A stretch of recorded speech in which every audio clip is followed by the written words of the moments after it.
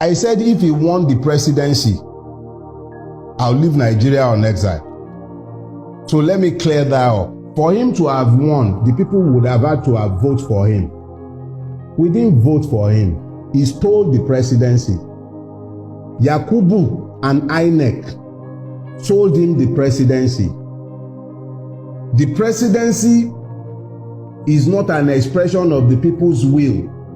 It is an expression of the debauchery of INEC and the height of our judicial corruption.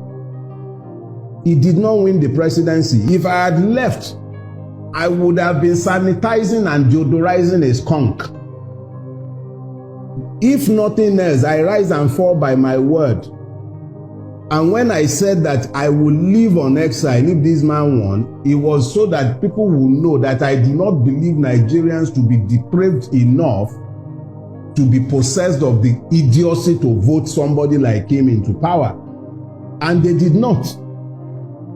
Anybody who prefers to delude themselves can continue to delude themselves, but Tinubu knows, INEC knows, the judiciary knows, and so do a lot of Nigerians, that Tinubu did not win the presidency. He stole it.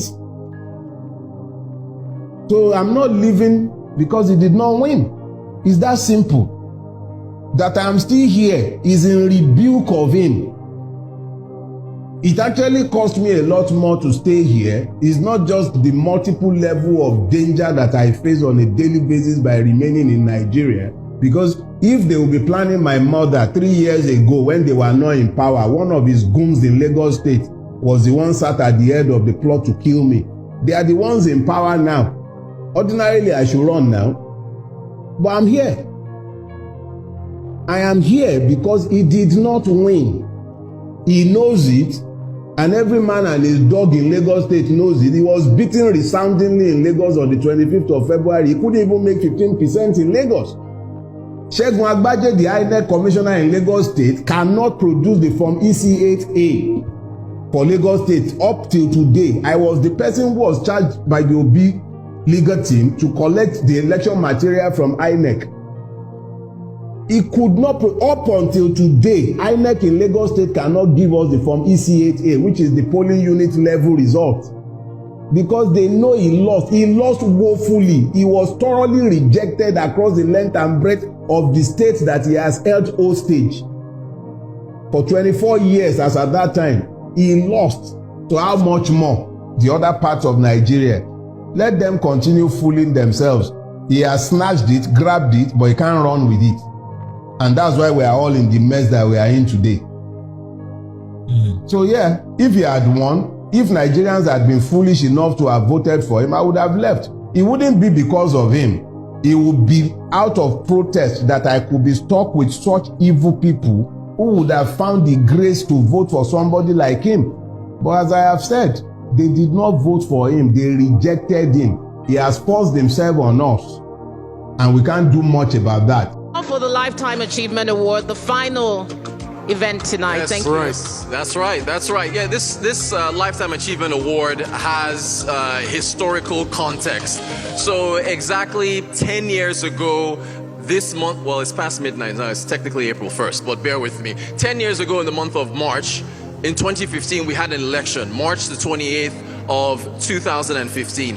3 days later, on March the 31st, a historic phone call was made from an incumbent president to his challenger. And so this Lifetime Achievement Award is for a president that puts peace and tranquility of a country ahead of his own personal A round of applause. I think that deserves a round of applause. Indeed. So ladies and gentlemen, to crown tonight, please, a round of applause for our Lifetime Achievement Award recipient, Dr. Goodluck Recieves, Jonathan, GCFR. Please, let's keep the applause going, and if you're able to, a standing ovation even. Dr. Goodluck Jonathan, ladies and gentlemen, former president of Nigeria. And to present this award, ladies and gentlemen, please let's welcome Jelili Owonikoko, SAN, and Dr. Mofe Atake, SAN, to present this award, Lifetime Achievement Award. for none other than President Goodluck Jonathan. Indeed, thank you very much for your service to our great nation. We appreciate and love you and honor and celebrate you for the statesman you continue to be, not just in Nigeria, across the West Africa region, but Africa and the world. So if we have our award presenters flank him on the right and on the left, on either side, and we'll have our former president, His Excellency Goodluck Ebele Jonathan, say a few words. Okay, thank you so much. We've spent quite some time here, so I wouldn't want to take much of your time. But first, let me appreciate the Arise and this day family for this series of awards, especially to the Duke, Prince Nduka Obaegbena. When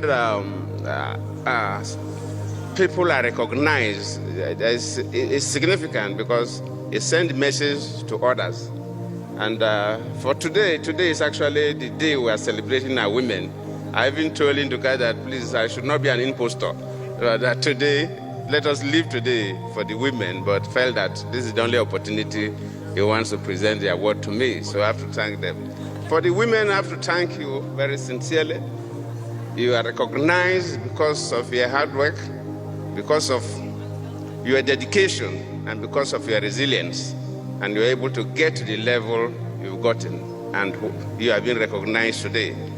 And to me, it's a big thing for the women, because I can say clearly that as a president, I give appointments to women more than any other president. Yes. And one thing besides appointments into the cabinet, I am the first president that made a female the president of the Court of Appeal. I'm the first president that also made a female the Chief Justice of the Federation. I have done that, but most especially, as a president, when I used to decorate senior military officers after promotion, you hardly see women. There was a time I decorated only one brigadier general who was a naval officer, who was an architect that entered the Navy. And I said no, because without passing through the Nigerian Defense Academy, most cases you end up as a major. You hardly get up to even the rank of a colonel. And I say what is happening to the rest of the world must happen in Nigeria, that ladies, girls must be admitted into the Nigerian Defense Academy. And from that day till now, we have gotten women doing wonderfully well. Maybe next year when they will recognize women again, some of them may be appreciated. So I'm always happy when women are promoted, because my philosophy is that it's like a farm. If you fertilize only 50% of a farm, you don't, during the harvest, you cannot get the yield of somebody who fertilized 100% of the farm. So you cannot abandon the women and only promote the men. And in most cases, the women are even a little more in population than the men. So I have to thank Nduka for this, because it will encourage younger girls to emulate these great women that have shown much. So I thank you, and for my award, I also appreciate it.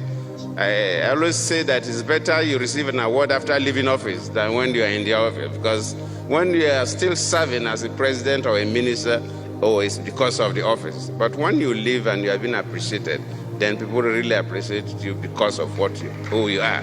I thank you so much. Thank you very much, sir. His Excellency, former President Goodluck Ebele Jonathan. We'll just have both our award presenters present the award. If we could please move up stage a bit to the center as we celebrate this distinguished statesman, former head of state and head of government.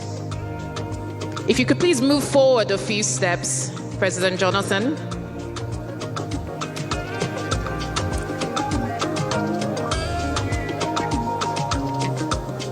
So would also like, as we round up, all the proxies and representatives of awardees here tonight who have not got an opportunity to speak on behalf of their principals, to please come up for a photo opportunity as the final assignment tonight. If you'd like to come up from a photo opportunity to represent your principal or your leader, as the case may be, as we wrap up this incredible. Thank you very much, sir. Another round of applause for President Goodluck Ebele Jonathan receiving the award for a lifetime. So please, proxies, come. My host, as we... Wike now that wants to control, never allowed anybody to come near him. Wike wanted to control Atiku, control PDP. But he feels he can control Fubara. Wike is naive. You see, let me make a point here before I go on. If not for Tinubu, Wike cannot fight Fubara. Take note. The power Wike is having is the federal might Tinubu is giving him. There's no way Wike, former governor, will fight a sitting governor. The sitting governor controls billions. And he who controls billions dictates the tune. It's not because you are wise that Wike is fighting Tinubu, Wike is fighting Fubara. It's Tinubu's war. You can see when he's going into River State, he goes with armored vehicles, escort. It's Tinubu that is giving him. Without Tinubu, Wike cannot fight Fubara. You see, when Wike was fighting Amechi, it was not because Wike was rugged. It was Jonathan's war. It was Jonathan's war. President Jonathan was interested in who became the governor of Rivers. So it was Jonathan's war. Wike was just a foot soldier. So this is Tinubu versus Fubara. Take note. This is Tinubu versus Fubara. We don't know where the war will take us to, but the war has just begun. They say Tinubu is strategic. Let's see. Let's see. We can't believe he could not maneuver his